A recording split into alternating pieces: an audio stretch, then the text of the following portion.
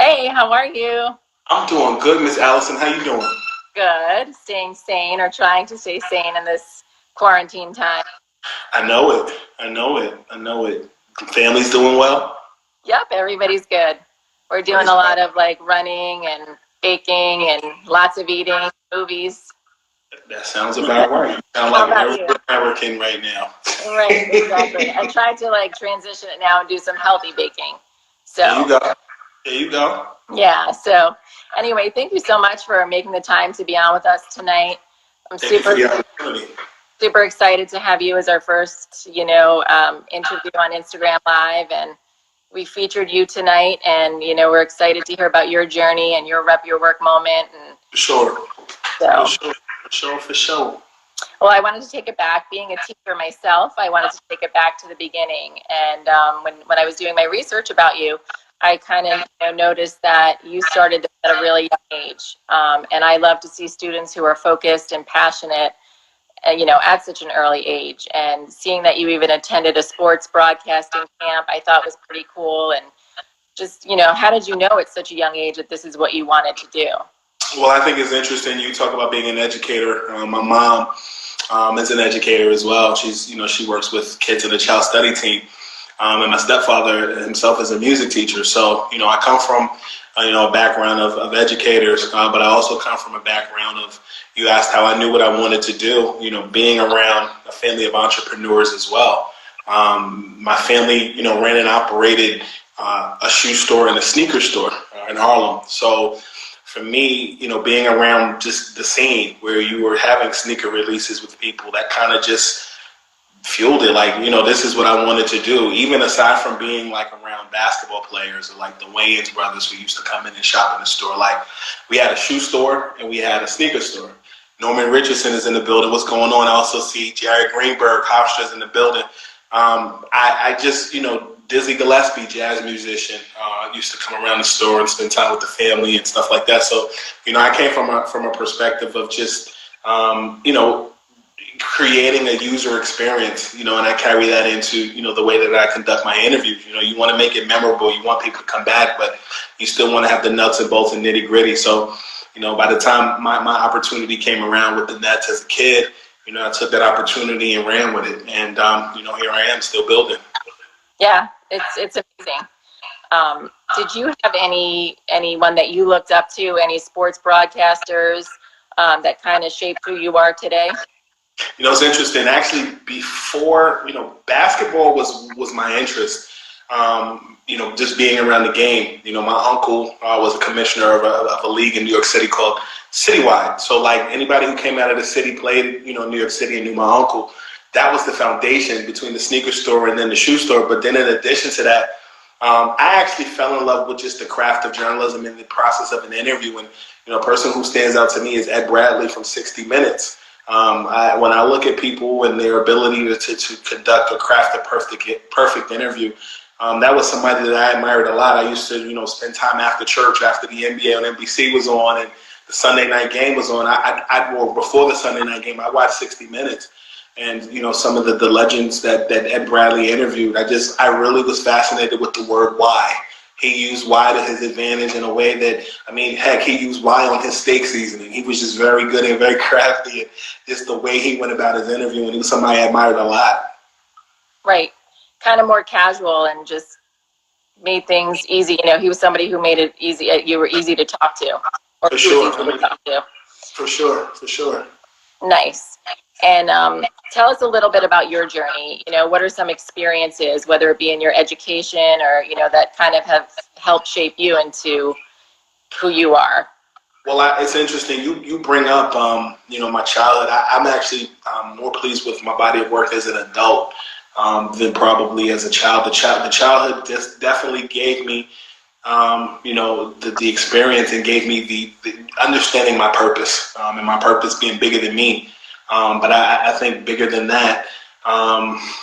My experiences, I went to undergrad at a small school right outside of Philadelphia called Eastern University. And I had experiences as a public address announcer, and I DJ basketball games. Like, You see all these games on the NBA floor where you got in-house DJs who are DJing games and instrumentals, while they're bringing the ball up and things of that sort. My foundation, at Eastern University was pretty cool because I realized the opportunity I had. I realized that was an opportunity for free advertising.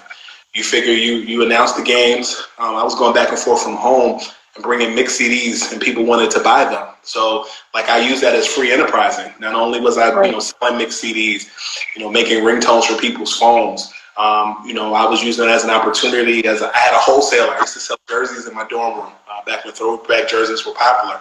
And I caught the attention of the vice president of my school. And what ended up happening was I was doing commercials on the radio in Philadelphia for Power 99 for their program called Eastern in the City, which was a program for students. Anyone who got accepted, they got a $12,000 scholarship and a free laptop. So I was going on the radio and going to schools and recruiting kids, and I'm young, and I had the opportunity to do that. So I think for me, I really took that creative control and went head on and went with it. So I think those were the foundations even before I stepped foot in the newsroom or anything. Understanding the clientele, understanding culture, understanding the supply and demand. And that goes back to my days, being at the shoe store. Right. And so by the time I had graduated, undergrad, I took a semester off, and I worked it was I did cold calling. Basically, I was for the restaurant industry, had nothing to do with journalism. And what happened was I was cold calling restaurants to basically get them to, it was like an online supply.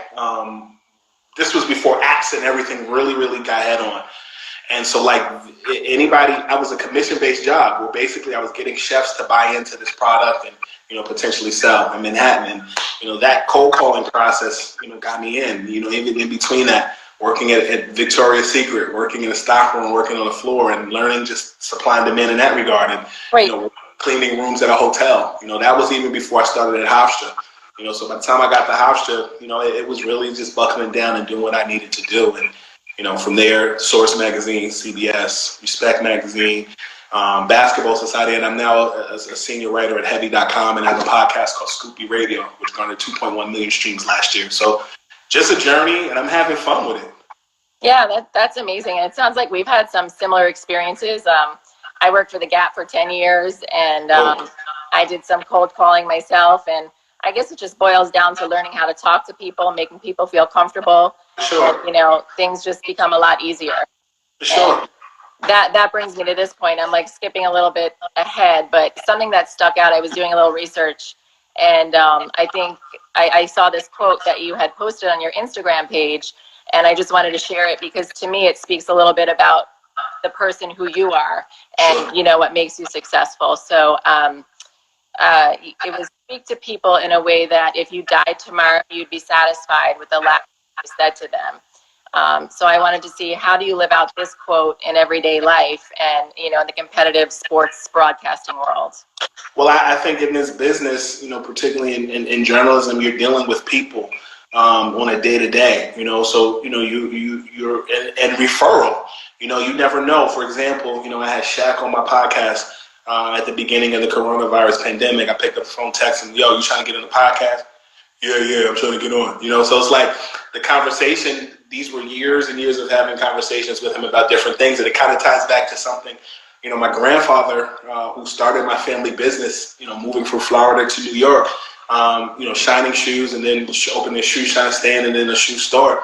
He used to tell my mom, and she passed it on to me, good manners will take you farther than money ever will. And I think when you treat people right, you never know. Shaq's son is may play in the NBA one day. The fact that I've had a good experience with him may carry over into, with his son. You just never know where people are going to be or who somebody is going to be. And and you shouldn't just do it just because you're going to benefit from it. I mean, you just, you the golden rule is you treat people the way that you want to be treated.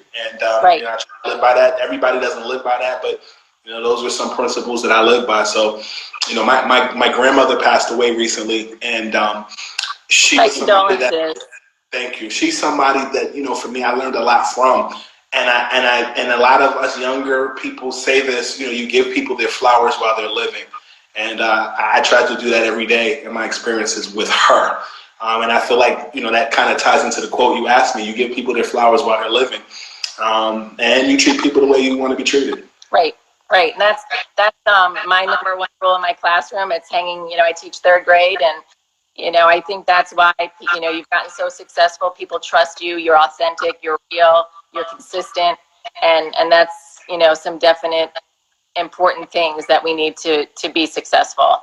Thank you. I appreciate that. I was going to say, most recently, as you mentioned, you had Shaquille O'Neal and you had Stephon Marbury and Mark Henry from the WWE. And it's just, your list just keeps growing. So it's, how do you raise the bar for yourself? I use this example often. When I can, I like to play the video game NBA 2K, and you have modes where, and somebody said condolences, thank you. There's modes in the game where you can play against old teams or new teams, and you may see a LeBron James and Dwayne Wade led Miami Heat team from 2010, 2011, and then you may see a current roster with the Los Angeles Lakers, LeBron James, Anthony Davis, and more. I think in a day and age of sports where many people are making comparisons, is Michael the greatest, is LeBron the greatest, is Kobe the greatest, we'll save that for a different day. But I genuinely think that when I talk about someone like LeBron James, I don't think LeBron is chasing Michael. I think LeBron is chasing other versions of himself. And so when you ask me the question, how do I raise the bar? I'm competing against me last year. I'm competing against me 2 years before. I'm competing myself as a kid. I haven't arrived. I'm still grinding. I'm producing or have helped with producing a podcast, that does well. 2.1 million streams last year on most streaming platforms. And started out, the podcast literally started out of a Timberland box. I had a ton of, tapes from, my childhood, and I digitized them. And, I've just continued to evolve because I have a belief in myself. I have a good team around me, and I'm in a space where I wake up every day inspired. So I think I'm competing against my old self, and I'm just continuing to do live within my purpose. But it's not just about me. I realize that there are younger people who pay attention to me, and I have a responsibility to to live not just for myself, but for the people who are coming, behind me. I use this adage all the time. The higher you go up the elevator, it's your responsibility to send it back down. So I try to do that as much as I can, and that's it. And that's basically, you live your life repping your work, basically. So, Word. yes. Yes, So we shared your story tonight, and it was basically you if you want to talk about that moment a little bit, your Rep Your Work moment came in 2018. Yeah, I mean, honestly, really and truly, my role, to get to where I need to get was not easy. I think I had an easy start. Starting as a kid, doing my show with the Nets. I had a show as a kid called Net Slamming Planet, which was produced by Chris Carino, who's the play-by-play guy for the Nets, the Brooklyn Nets, on radio, and been around a lot of different people and things of that sort. Went to college, went to high school, became a man, and then there were obstacles for me, not necessarily getting calls from networks or getting opportunities, and basically creating something out of nothing. Freelancing here, staff here, but really not necessarily put in the position that some of my counterparts are in. Yet I had the talent, yet I had the the relationships, yet I had, this, that, and the thirds. And, one day I just was like, 2 tears in the bucket, and it rhymes with that. Right. Had relationships with people, and, was hearing various things as it related to, going back to, I want to say, the summer of 2018, where LeBron James was deciding, where he was going to go.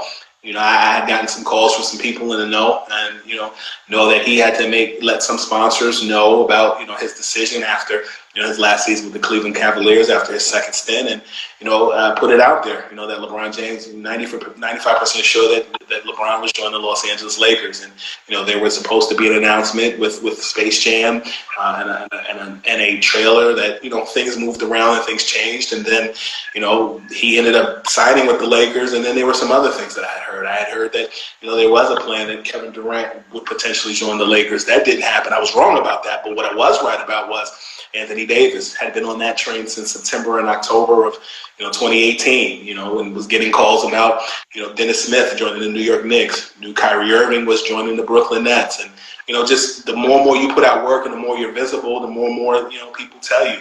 And Right. I took, the Bible says have mustard seed faith. The size Absolutely. is the size of the mustard seed, and Yes. put it out there. Took a lot of hits, but I would say I'm 85% on a lot of stuff that I say and put out there. It's out there, but you only have to be right once. That's it for sure. Yes. Well, I mean, I just think, your whole story is amazing, and you've got so many people that look up to you, and, you're paving the way for others. So, looking back to your first interview, do you remember who your first interview was, and how have you evolved as a broadcaster over the years? 1997, Continental Airlines Arena. Keith Van Horn was sitting in the Nets locker room. I had got my show, Net Slamming Planet. My sister was in a stroller. My sister's 23 or 24 now. So I always measure things based upon how old she is. And just to give you a point of reference, the Bulls documentary, Last Dance, is out. The 1997-98 season, which was the Bulls' last dance season, was my first season being around the NBA. And so that was 23 years ago. The power of the number 23. That was the year Michaela was born, our oldest. So it's crazy how time flies. Time flies when you're having all the fun in the world. All right. And so, my first interview was with Keith Van Horn, and we talked. It's funny because he came out of Utah, and he was married with kids.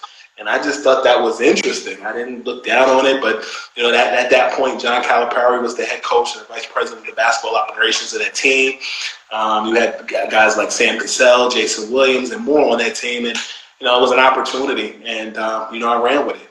And it's funny because Keith and I, we text from time to time and keep in contact, and I'm pleased with some of the work he's doing in the Colorado area, and it's retrospective just watching the Bulls documentary on TV, and some of those guys that are in that documentary on that Bulls team, I'm still in contact with.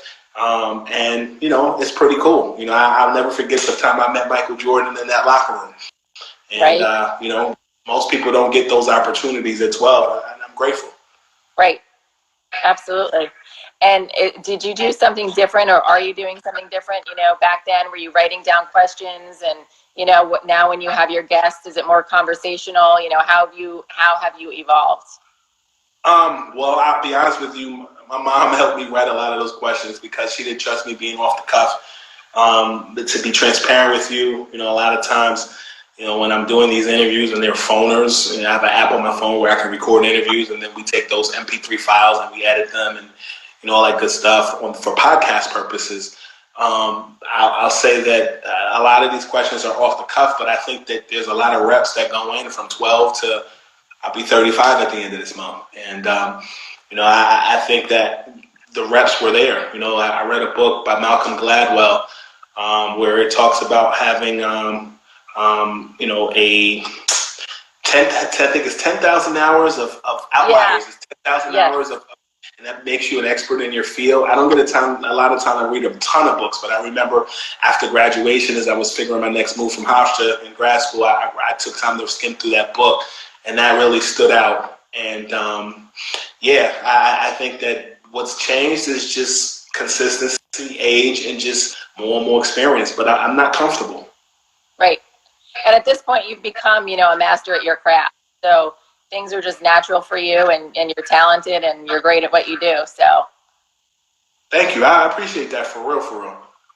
Thank you. And what's next for Scoop B? What should we be looking for? What's your ultimate goal? I got a big interview dropping on Monday, so you can check that out. And really just get through this coronavirus. I tell people, that young people that reach out to me and have questions, and I try to reply to DMs and more this time during the coronavirus pandemic where you're home and you're quarantined, this is a time to really sharpen the tools in your shed, because I feel like those who stick with it will come out better than they are. For lack of a better term, this time really deciphers the real fake. And, you really, Right. you really want to be left behind. You really want to stand out. And I mean, I'll be transparent with you. I've had this step and repeat up since O-Rock's Leather sent it to me. It's so bad that the polls won't even stand up because I've been working so hard. I actually have a chair that's supporting this step and repeat. Wow. So I got to pull over that. Actually get to the city another one. I've been working so much. Got it. Coronavirus. That this thing is shot. We need to. Yes. So this is a good time for people to be making themselves better, as you said. Yeah, so just stay consistent. That's my goal. Thank you. And thank you so much for sharing your story. I know that we have some people that put some questions in the question box. So I'm just going to get to that. Let's see. Mikhail Hernandez asked, how do you separate yourself from others in the industry? How do you make sure you stand out?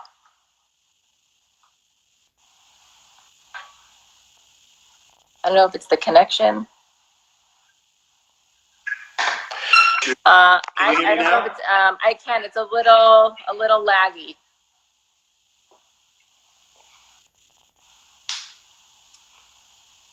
I can hear you now, yes.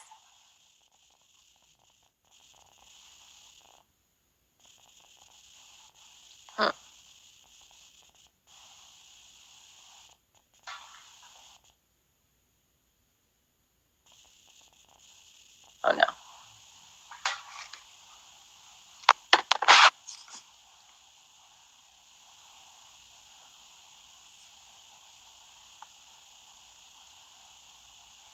Let's see, I'm gonna see if maybe, here we go.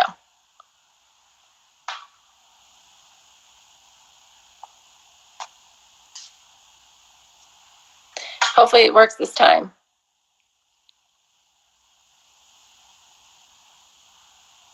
Coming, connecting. Hey. We're good, we're in business. Scoop?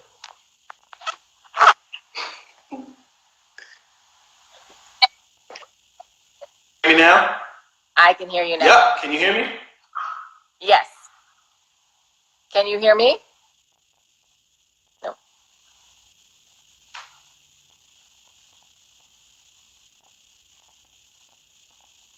Let's see. We'll give it another try.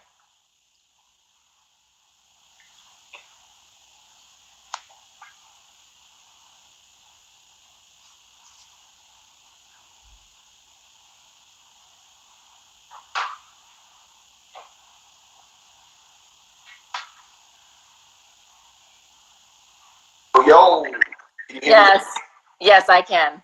Which phones? That Verizon will never steer you wrong. We've had these issues all day long with Zoom and lives, and the Wi-Fi is a headache. It's all good. Glad to be back. Last I heard you from bits and pieces, it felt like a Nextel "Can you hear me now" commercial. I think you said Yes. questions. Yes. So I've got some questions here. How do you separate yourself from others in the industry? How do you make sure you stand out in such a competitive field? Being myself, being real. I think the way that I dress, I think my conversation, I think, I'm a person that, had the balance of, city and suburban life, prep school, church background. I was a product of a single parent home for 8 years. My mom remarried. My stepfather, was an active part of my life. My biological father was a later part of my life. I think, I have 3 sisters, a brother. Just being relatable, I think, is important.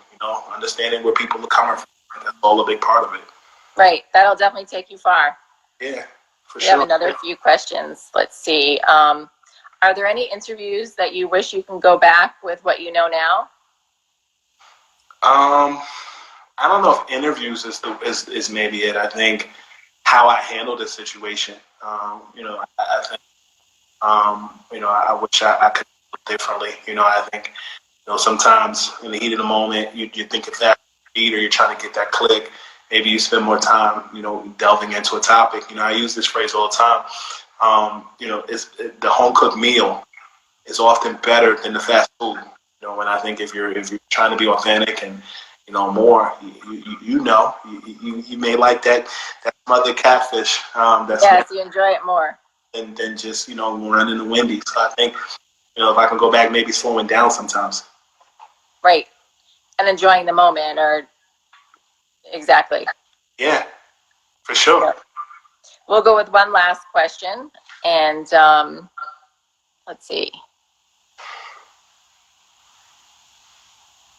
How do you maintain authenticity while trying to break into the mainstream media? Has anyone tried to change you along the way?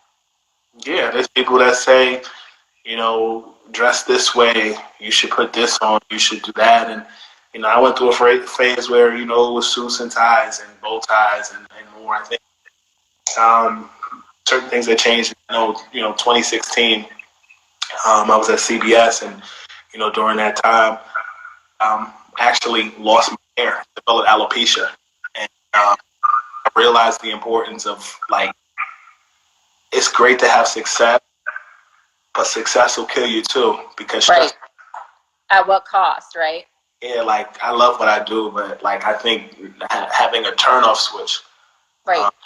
I think knowing when to be Scoop B and when to be Brandon. Not speaking myself in third person or anything, but Beyonce used a lot of wisdom when she talked about Beyonce and Sasha did it.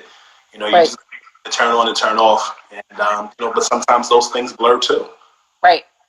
I think, who you are. I'm sure when you're with your family, or when I'm with my family, people want to know who's getting traded, who's going where, who's this. Right. That's inevitable because what you do is a public job. But at the same time, you have to turn off too, because sometimes your family gets tired of that. Sometimes they just want you to be normal. Just be you, right? Yeah, for sure. I know my family doesn't want to hear me with the same voice that I use in the classroom. That'll drive them crazy. Facts. So there you go. Yes, ma'am. Well, thank you so much for, imparting all your knowledge and your success, and, hearing your story was inspiring, and, we were just honored to have you on tonight. So thank you so much. It's a privilege. Thank you for the opportunity, and I appreciate RepYourWork showing me love. I value that. Thank you. Thank you. We've been following you for a long time, so. Yes, ma'am. Likewise. Well, you stay safe and healthy during this crisis, and look forward to seeing what's next from you. Yes, ma'am. We'll talk soon. All right. Be well, Scoop. You too. Bye-bye. Bye.